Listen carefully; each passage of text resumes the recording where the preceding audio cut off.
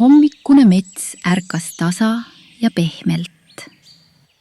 Päike silitas puude latvu ja linnud laulsid oma varajast laulu.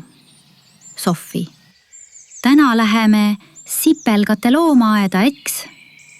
Hugo noogutas leebelt. Just, täna näeme, kui väikesed, aga kui tublid nad on. Nad jõudsid väikese puust värava juurde. Värava kohal rippus silt. Sipelgate loomaaed. Sofi silmad läksid suureks.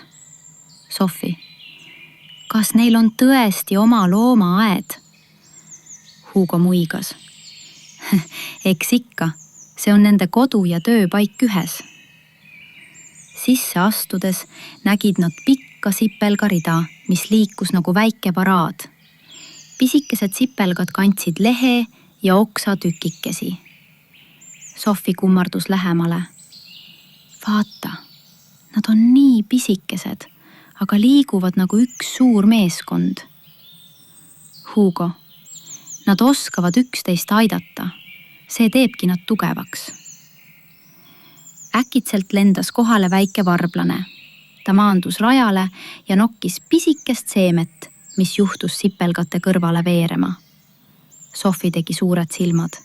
Sofi, oi, ta tuli nii lähedale. Hugo pani käkpa õrnalt Sofi õlale. Ära karda. Varblane otsib endale seemneid ja toitu. Igal linnul on oma töö ja oma roll metsas. Järsku jäi üks sipelgas rajalt maha. Ta tiirutas segaduses ja ei leidnud enam oma sõbrakesi. Sofi sosistas kurvalt. Ta on üksi ja ei tea, kuhu minna. Hugo vaatas teda mõtlikult.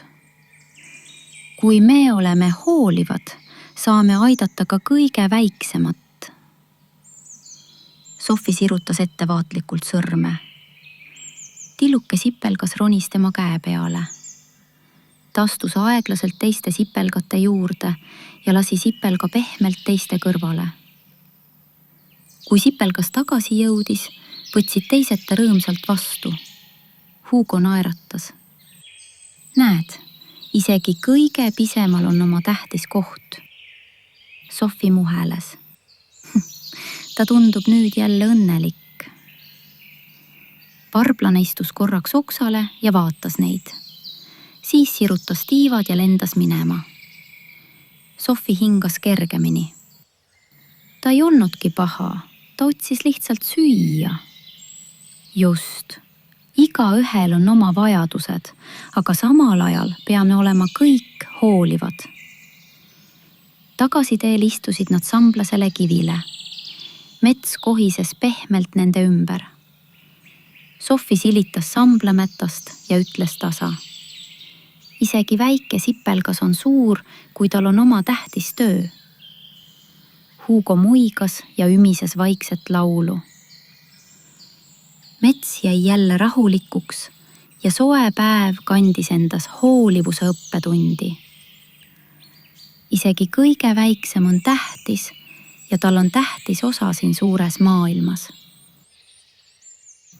Nii lõppeski tänane Hugo ja Sofi seiklus sipelgate juures. Nad õppisid, et hoolivus tähendab märgata ja aidata isegi kõige väiksemaid elusolendeid.